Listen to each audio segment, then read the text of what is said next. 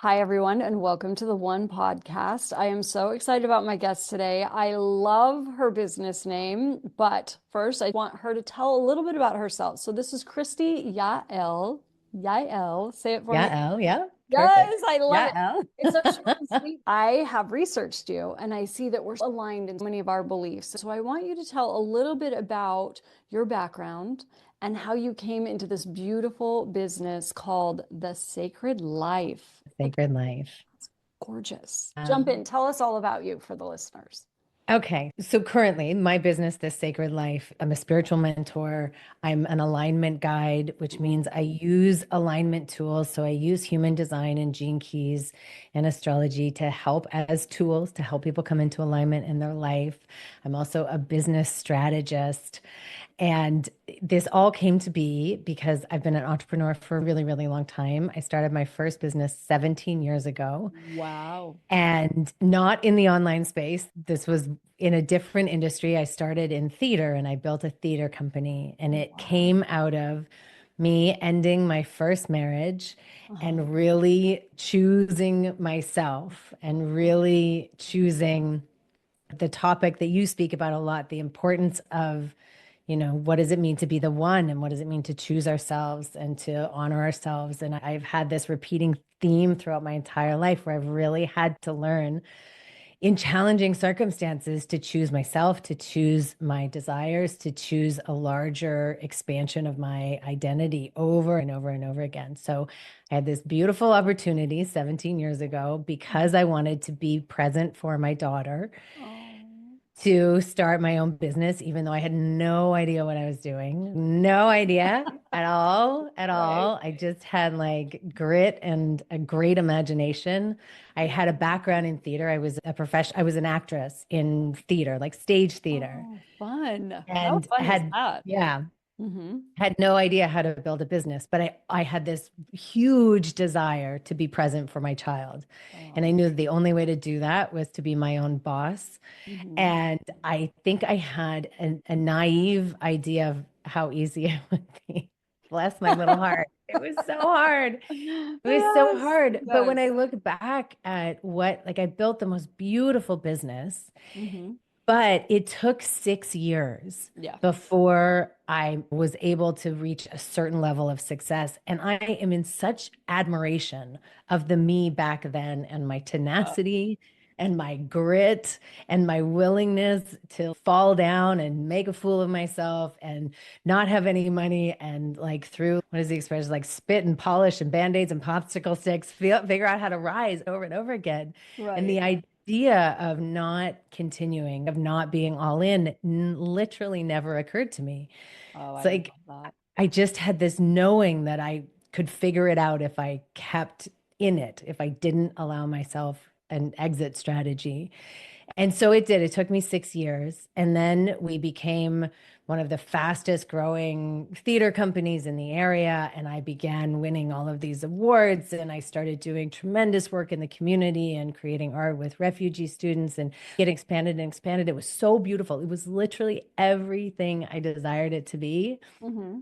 And then I got really depressed. So Oh, at the peak of actualizing everything I wanted it to be, I was disconnected from joy. I remember going to see like therapists and healers and guides and saying, I can't access joy. Something is missing.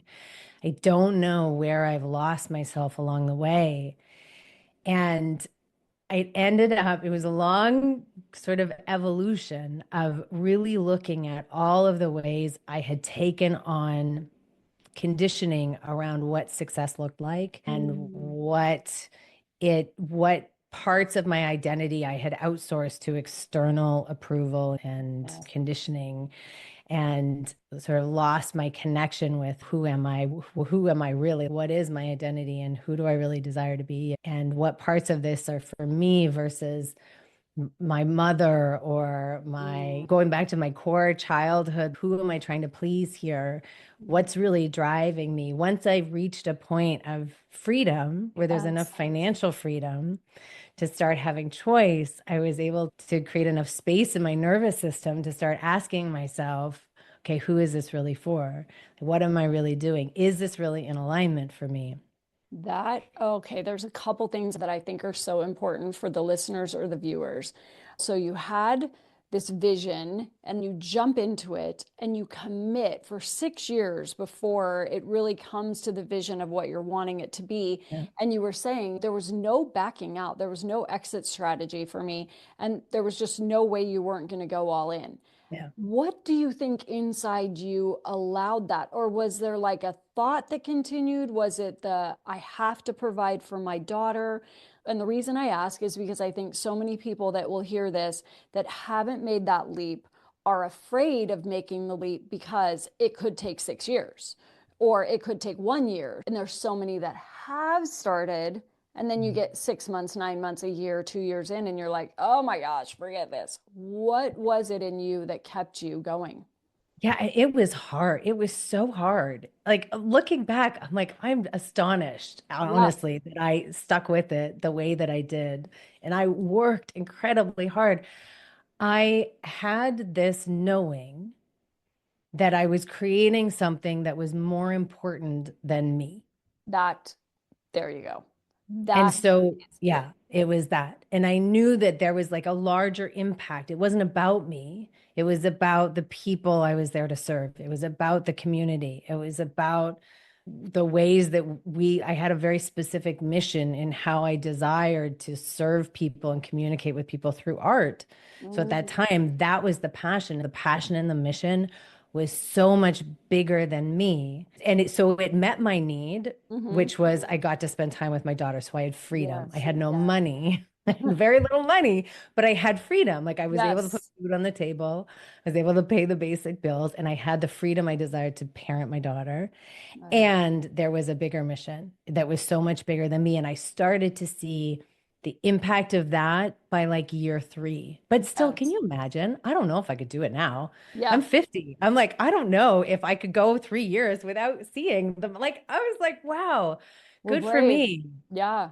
You And know, had you known it would have taken 6 years, you I wouldn't don't have most people won't. And know. the idea that it's even going to take one halts people. So the Yeah. innocence and the being Yeah. naive, but you really truly had the dedication, you had the vision, you had this knowing, because so many people would have said, okay, it's been 1 year, it's been 2 years, it's been three, but you got that vision around three. Okay, I can see this. I'm just not getting the financial reward. And then the second part, you worked so hard to get there, you've got this freedom again, and the money's coming in, and then all of a sudden you realize, I have no joy. And I Yeah. think so many people assume once I have the money, I'm going to be happy. And then you had the money, you had this freedom, and all of a sudden you realize I have no joy. I lost myself. It's Yeah. such an interesting phenomenon that so many people hit. And I love that you hit it and you realize I need to find an answer. Obviously, Mhm. the answers are inside us, but sometimes we need that voice or that viewpoint or Mhm. perspective or someone to bounce it off of to really get it. So many people feel that. Oh, okay, well, I got the money. I should be You happy. should be happy.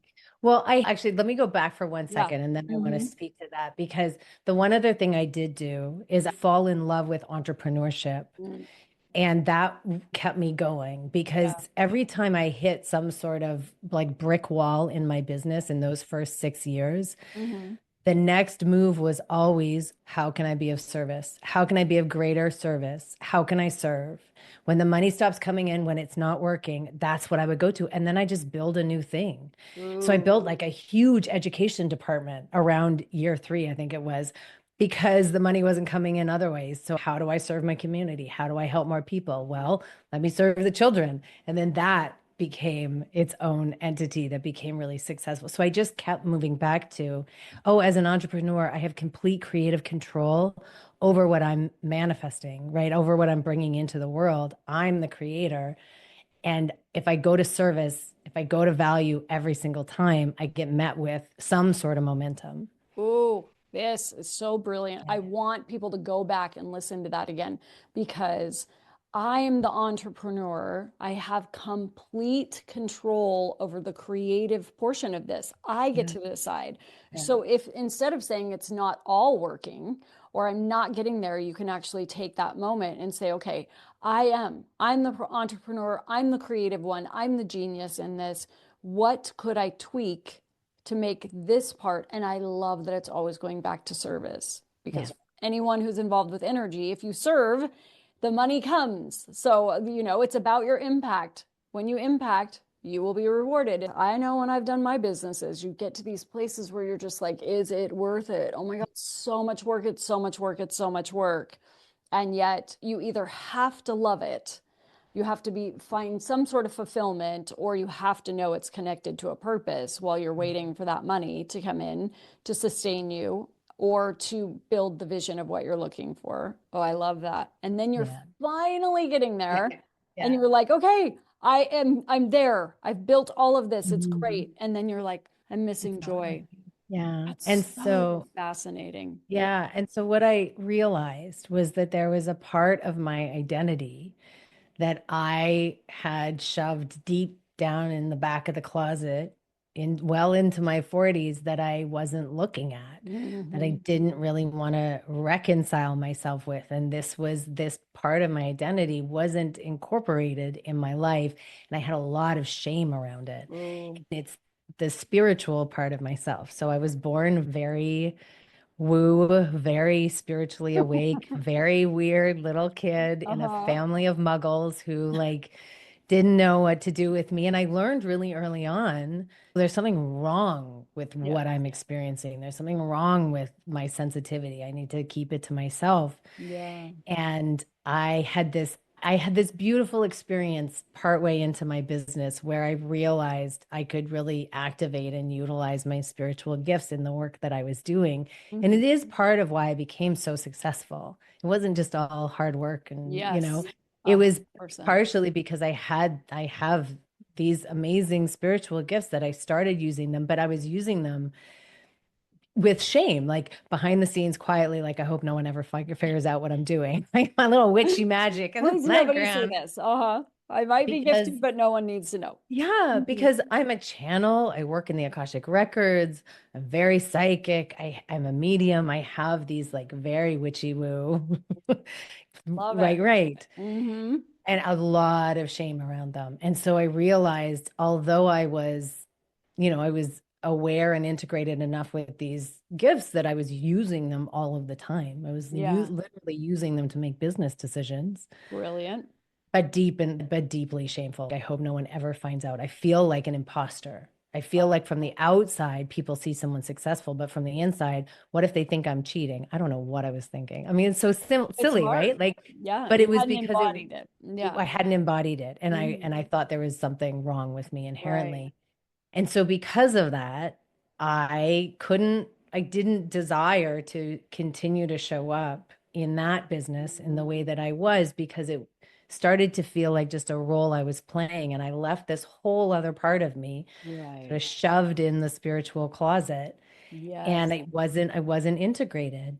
So Mhm. even though I had a level of success, even though from the outside I had everything I desired, I wasn't integrated, so it wasn't sustainable. Oh, that's so true. So true. And I think for a lot of people, that's where the dissatisfaction and the unhappiness comes from. It's not always the circumstances outside us, it is that I'm not truly loving and embracing and utilizing all of my gifts and talents. There's parts of me that I haven't Yeah. not only accepted, but learned to really love and embody and share with the world, which I get. I mean, I don't have those gifts and talents, so I can't imagine.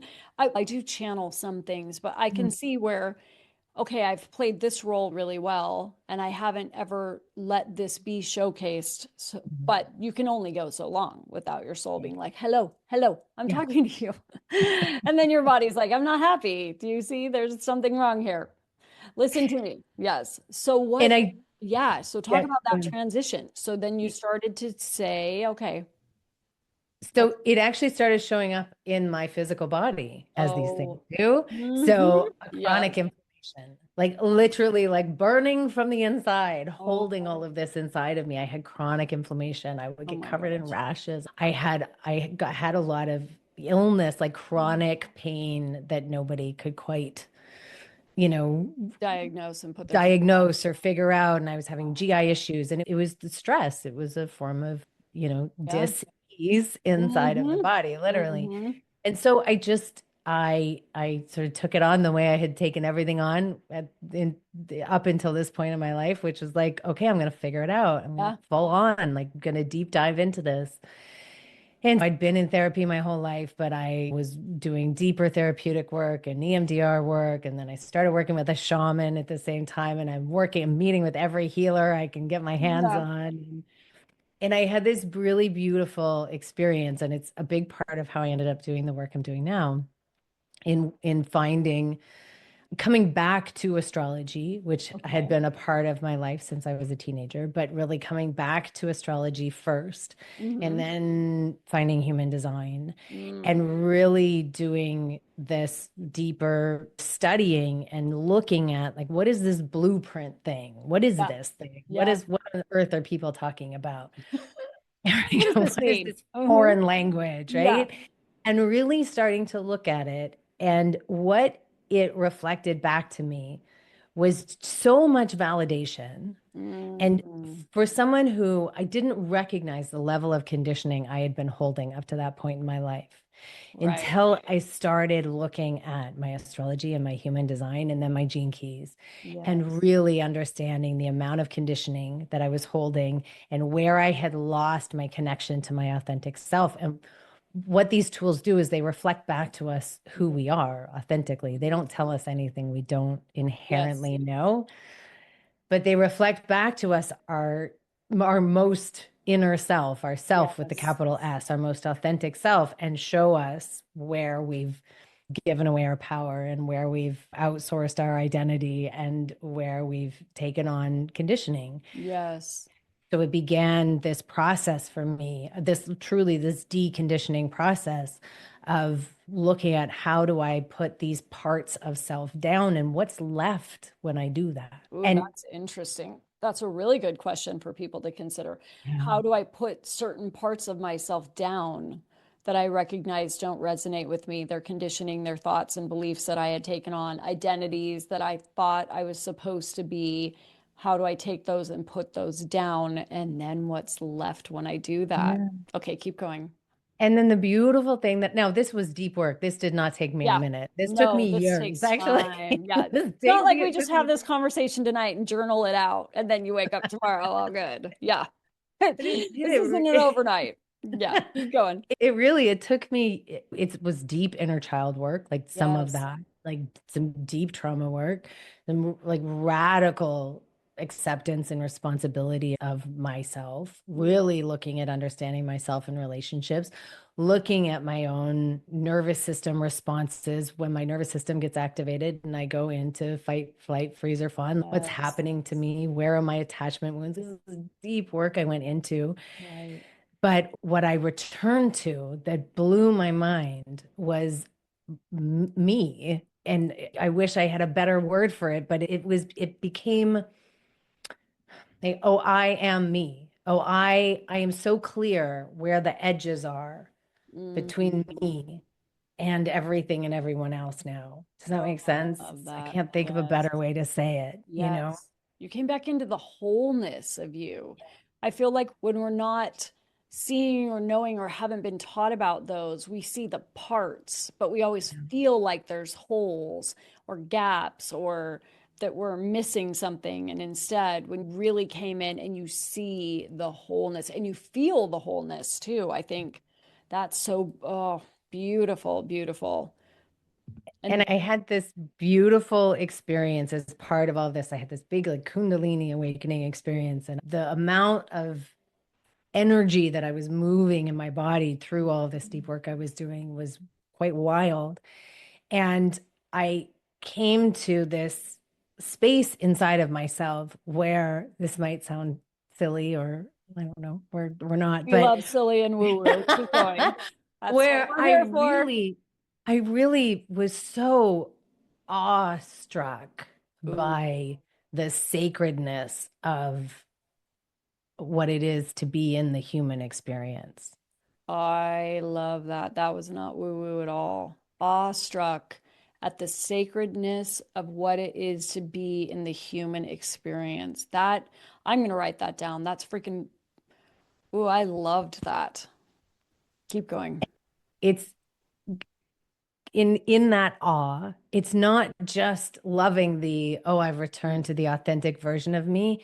It's actually deeply loving all of the conditioned parts of myself and like deeply loving the sacredness of the whole messy, Yes. complex, Yes. burdensome thing of what it is to be in the material world and to be in the human and to be in the complexity of it and the challenge of it and the pain of it and the attachment to suffering of it, to be in Yes. all of that.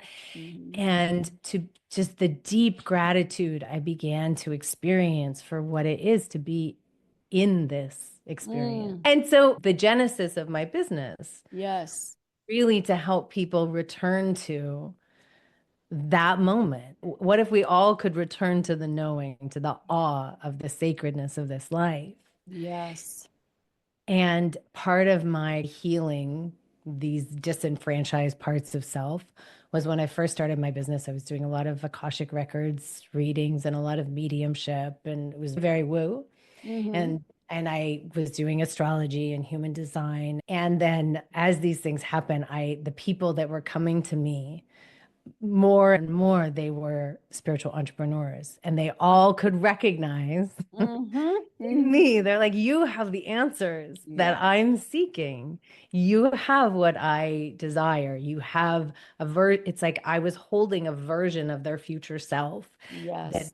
they desired to learn how to step into.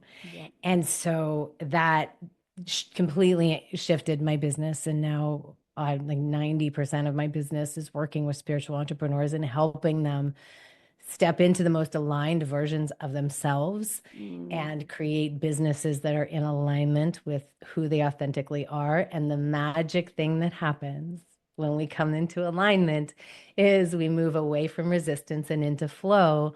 And when that happens, that's where abundance lives. You know? When we come into alignment, we move from resistance into flow, and that's where abundance is. And that's Mhm. the truth. And you're mirroring back to these people. One, you're a living example of what is possible. So then they see that in you and you're mirroring it. Yeah, you're not lacking. You just don't know how to reconnect to it, or you haven't completely gotten there. And so when you do, then you line them right up. I think there's so many of us out there that go through those times in life where there is so much judgment on who I was during this and what I did and like how embarrassing and oh, I have these weaknesses and I have these challenges. But I loved that you were talking about how you saw the beauty in all of it because we have to look back and recognize I was doing the best I could. And even if I wasn't doing the very best I could, even if I was acting out like an idiot and screaming at the top of my lungs and acting like a child, that is what I did in that moment, and all of that mess and all of the good and all of the quote unquote bad, or maybe not the proudest moments, made me this person. And this Yeah. person is capable of creating beautiful things or things that matter or having that impact. And I think for you to be able to stand there in the full acceptance and love of who you are and then be offering that to those who resonate with, you've already created a bunch of businesses in both the fullness of you and previously where you weren't completely aligned. And so you've had the experience on both sides and to be able to help others who are, I love my business and I need to connect with all of it. And then whew, the magic of when you do that. Oh, that's so amazing. So tell people like if they wanted to find you and work with you, what's the best ways to do that? How do they connect with you? I'm on Instagram. I have my Instagram account is thissacred.life. Oh, I love that. And then my website is www.thissacred.life. So same. Yeah. I love it. And do you do programs? Do you do one-on-ones? What talk about some of the stuff that's out there for people to Yeah. do? So I do a lot of one-on-one work. I do Mhm. I do a lot of mentorship work. So the Perfect. majority of my work right now is one-to-one mentoring spiritual entrepreneurs to create That's aligned growing. businesses for themselves and to untangle all of the ways that Yeah. not in alignment. And then I teach programs. Like right now, I'm teaching a program on abundance. And Ooh. yeah, I just finished teaching a program called Sacred Sales. I think what's so beautiful that I now appreciate at this point in my business and at this point in my journey is I can see how it's all come together. Mm, I understand marketing and strategy and how to grow and scale a business. I have that from being an entrepreneur for so long. mhm. And then I also have all of these alignment tools that I use to help and support myself that I use with my clients. And then I also have this energetic and spiritual connection. And so I have this fascinating synergy of Oh, skills and tools that I'm able to offer to support people. And it's interesting to see how all of it has come together. And I'm so grateful for it because now I'm whole and integrated and I'm oh, not, I don't have anything in the closet anymore. So it's beautiful. yes. It's all out there Yeah. for everyone to see and to be used.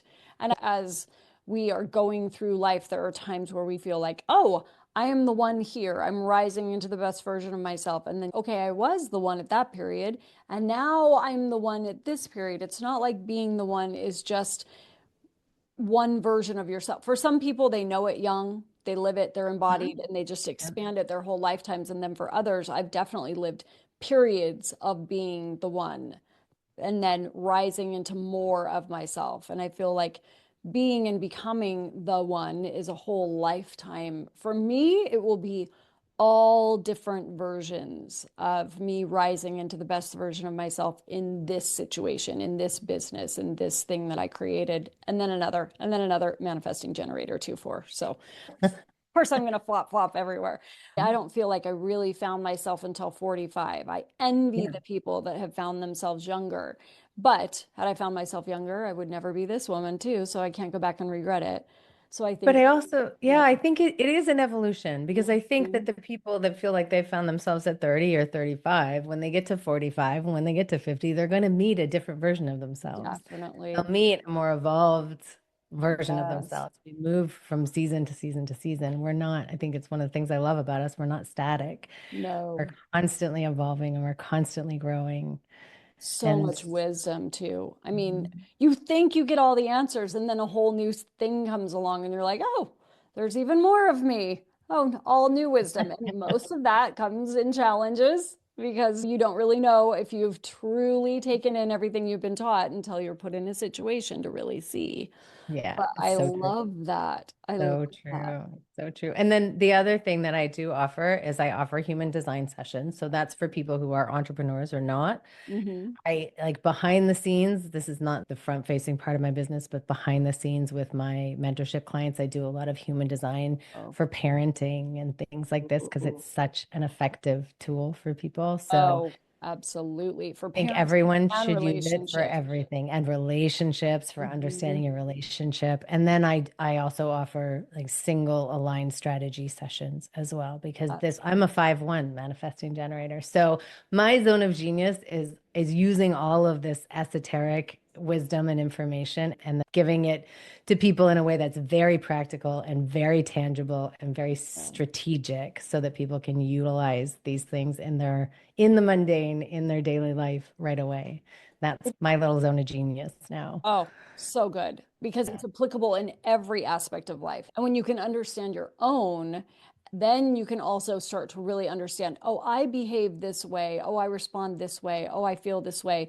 And then once you've really understood that, to be able, I love looking and being like, oh, now I understand why you do it that way. Yeah. Okay, and I get why you do it that way. And then I can support better. And especially once you understand it in business with your clients, understanding what your clients' profiles are.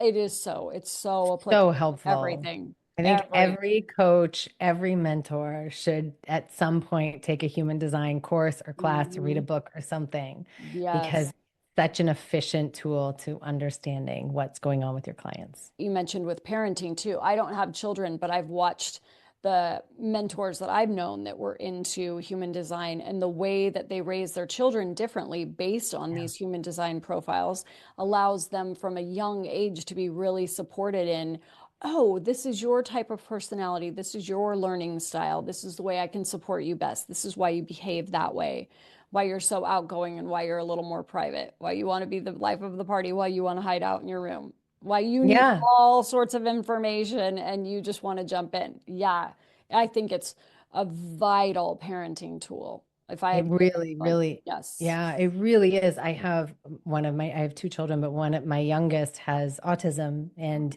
he, for a long time, he was very nonverbal, and it was such a gift to Mm. use human design to support him in ways that it was so supportive, and I could see how we were navigating challenges versus how other families were navigating challenges, and we being able to use human design to help create foster an environment where he's in alignment, where he's feeling like he's getting his needs met, he's feeling like he's getting heard. It was a life changing experience. Yeah.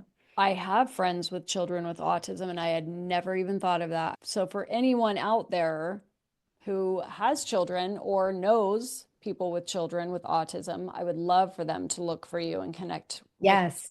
Yeah, because not only 100%. do you know about the human design, but you've actually lived it and experienced it. So, you're Yeah. not just preaching, this might help. You've actually been able, that, I'm so Yes, he's glad you mentioned 13 that. now. So we've So been, glad you mentioned it's that. been a journey, and it's been just an absolute gift, especially because of the challenges and the lack of ability that he had to verbally articulate his Yes. need, be able to use this information and use this wisdom and this knowledge, and to just see the difference it makes. Because for all of us, when we're getting our needs met, when we're feeling supportive, everything else falls into place more Yes. effortlessly. So then his nervous system's more regulated, and he's more grounded, and he has more access to motor planning and to language centers. And yeah, it's beautiful. It's been life changing.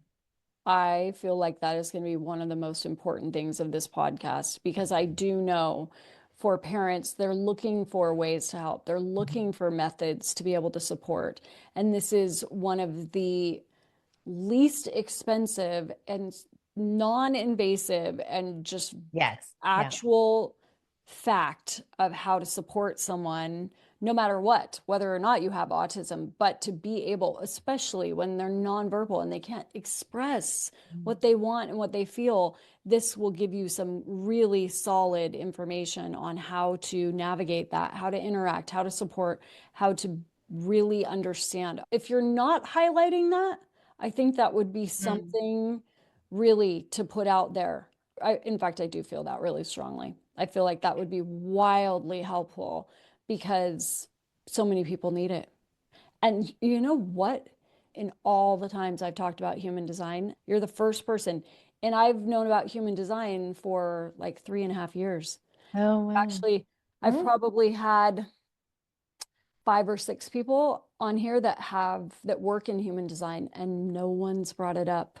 So I think that is such an important message and tool and gift that you have that there's not one person I know that does human design that has lived this experience and has the evidence of how beneficial it is.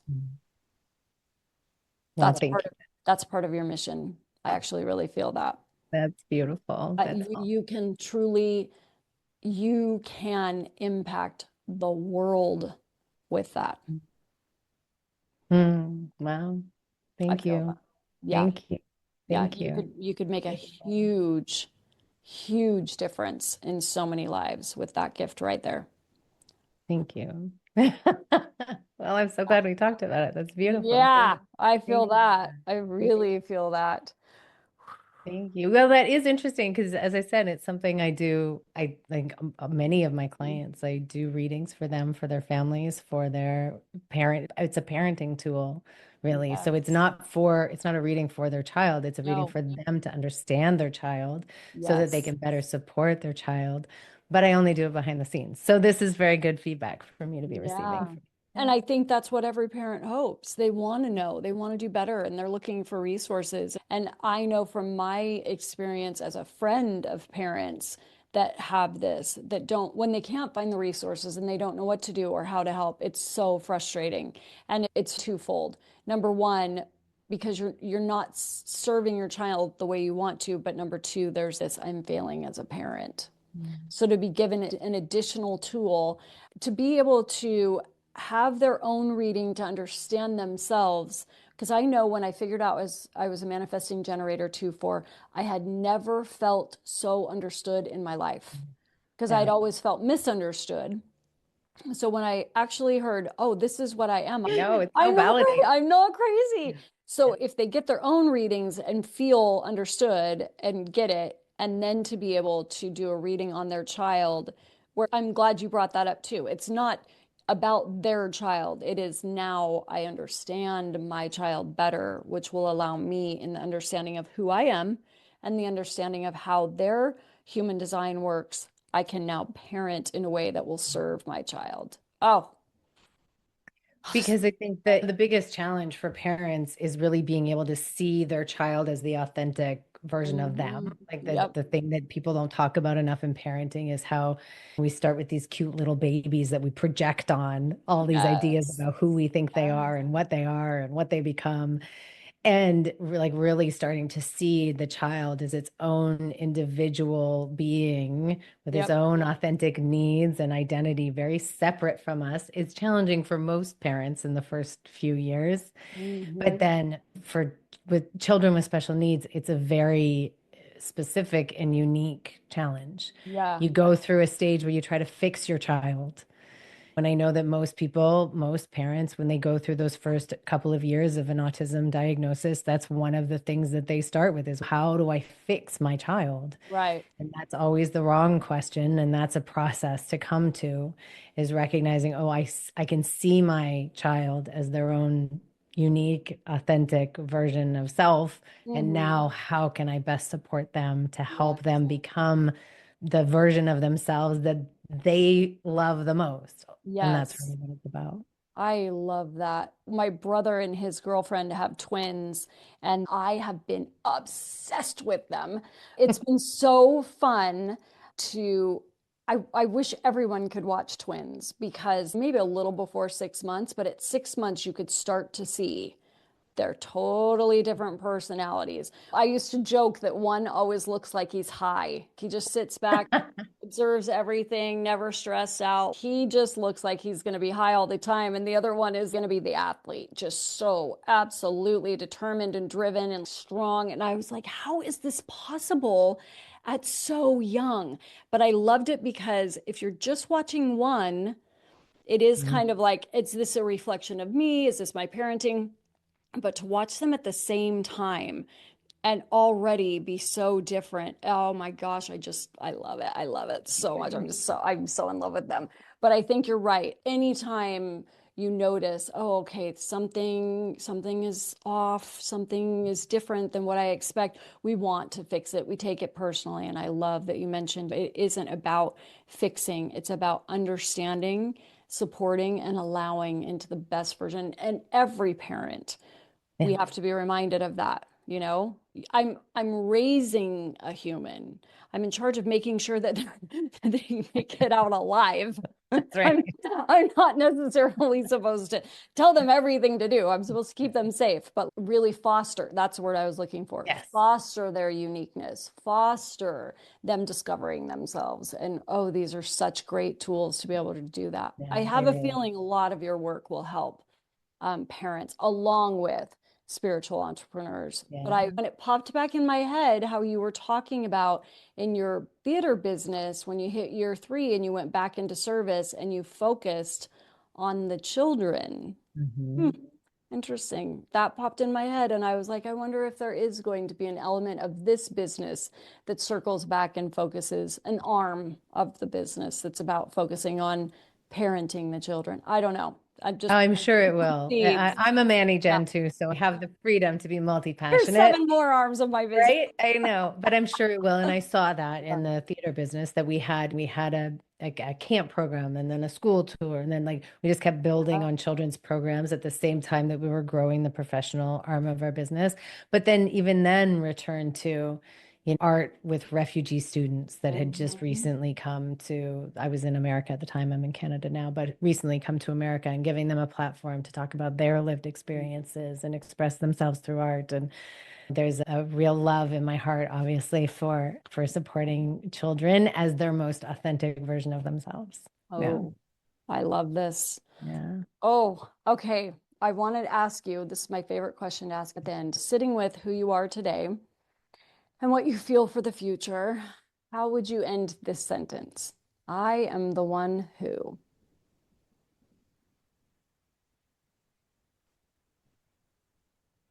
I am the one who, I'll tell you the first word that came to mind, but then I recognized my inner judge come up, which I think is important to acknowledge because it seemed too simple. And I'll leave it at that. But what initially came up for me is I am the one who loves wholly.